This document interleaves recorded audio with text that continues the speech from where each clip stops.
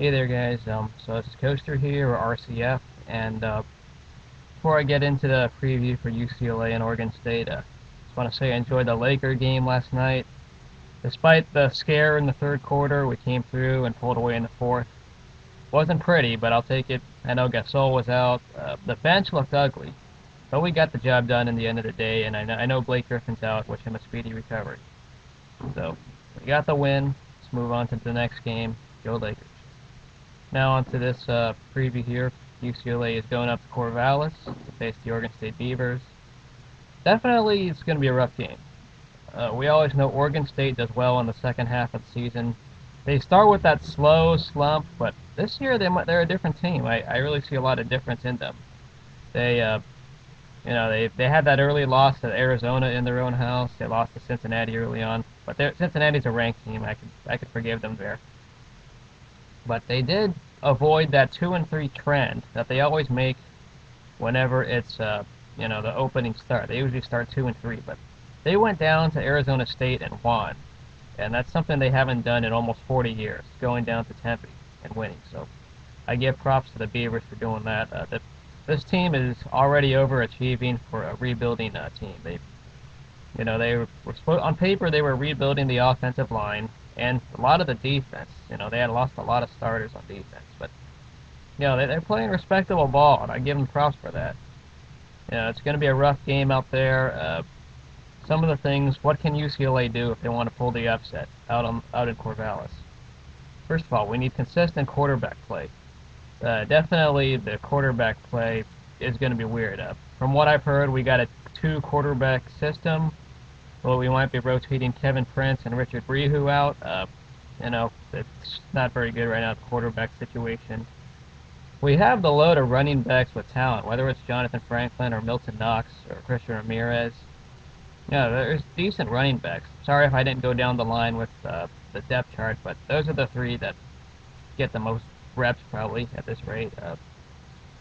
They definitely could be should be a threat, but the offensive line on our side is still kind of rebuilding. They need to give Prince or Brehu protection.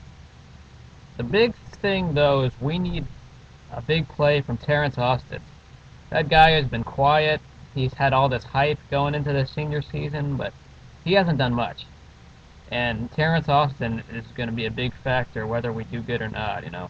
Taylor Embry, Nelson Rosario, the receivers, we haven't seen too much stats from them. I know Burrell Presley was supposed to make an impact, he hasn't done too much so far. The list goes on and on. The only thing good we have right now is on defense, Brian Price and Raheem Moore. Those are the two guys who have decent stats. When you look at tackles for loss, Brian Price has a good amount, and Raheem Moore has like 7 interceptions after having 5 to start the season. Now he has 7, so good job there. Can we avoid the stupid penalties? That's another question. We have a lot of those third down penalties or third down conversions, and the other team converts it. Those make me sick. Seeing a lot of those third downs go like that, it's terrible. Need a lot of help there. Reggie Carter is reported to be back in the linebacker position. We'll see what happens with that. A few other things. There's Alteron Werner. He's been getting owned. ATV, for some reason, has been struggling.